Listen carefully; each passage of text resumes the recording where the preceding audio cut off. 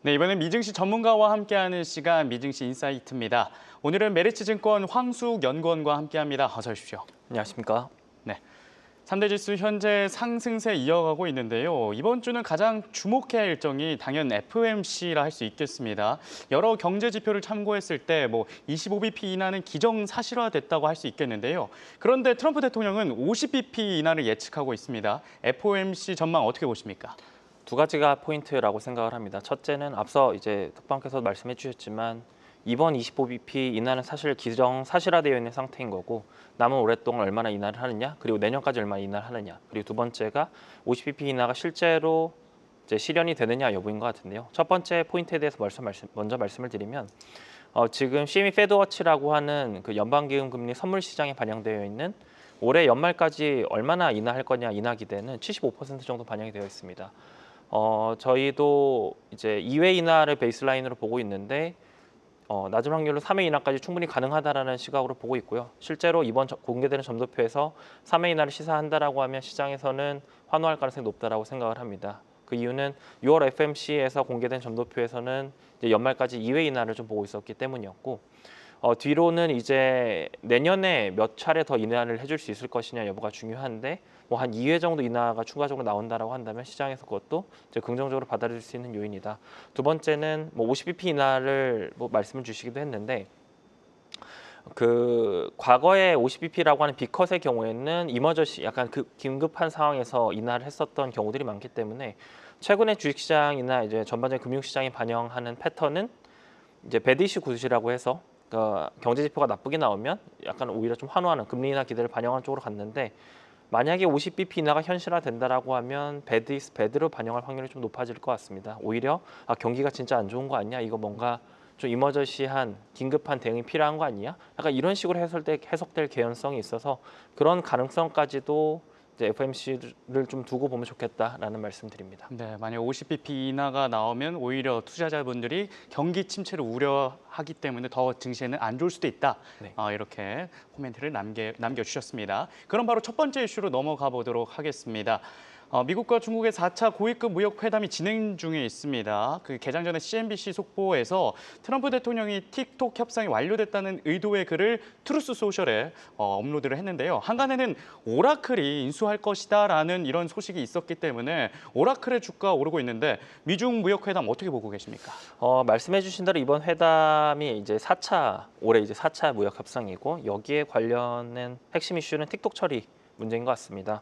그래서 이제 미국은 중국의 바이트댄스의 틱톡 지분 매각을 요구를 하고 있고 미국은 그에 대응해서 중국의 이제 기술 제재들을 좀 완화해 달라 이런 요구들을 하고 있는데 지금 두 요구가 첨예하게 대립했던 상황에서 뭐 방금 말씀해 주셨다시피 오늘 트럼프 대통령 SNS에서 뭔가 이제 일부 부분 합의를 시사한 듯한 얘기가 있었고 이게 지분 매각이 현실화된 합의를 의미하는 건지 혹은 9월 17일까지 이제 미국 내 틱톡 사용 금지가 추가적으로 연장이 되는 합의가 있었던 건지는 아직은 알 수 없습니다. 그래서 이 부분이 추가적으로 확인이 돼야겠지만 어느 정도 이제 새로운 합의점에 도달하고 있다는 측면에서 단기적으로는 시장에 좀 더 긍정적으로 볼 수 있는 포인트가 있을 것 같다. 이 정도 정리드리겠습니다. 네. 그리고 최근 오라클 실적 이후에 메모리 반도체 관련된 종목들의 상승세가 매우 좋습니다. 국장에서는 SK 하이닉스의 주가 상승세가 좋고 미장에서는 마이크론 테크놀로지스와 샌디스크의 주가가 심상치 않은데 왜 이런 흐름을 보이고 있는 걸까요? 저희가 판단하기에는 지금 이제 지난주 그리고 지난주 그리고 지지난주부터 이 데이터 스토리지 관련한 관련주들이 이제 주가 반응들이 있고 뭐 미국 시티에서도 뭐 디램이나 낸드 쪽에 시장 전망치를 상향하는 그런 움직임들이 있는데 근본 배경은 이제 결국엔 AI 소프트웨어의 이제 기술 진전에 있다라고 보시면 될 것 같습니다.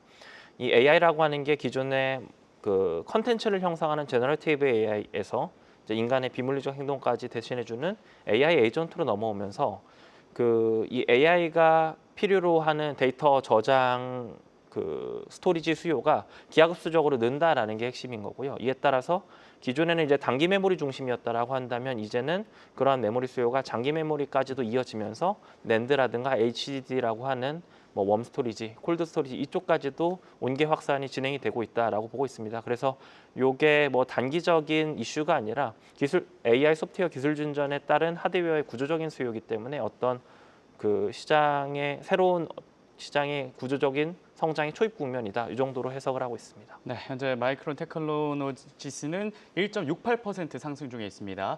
마지막으로 애플로 좀 넘어가 볼 텐데요.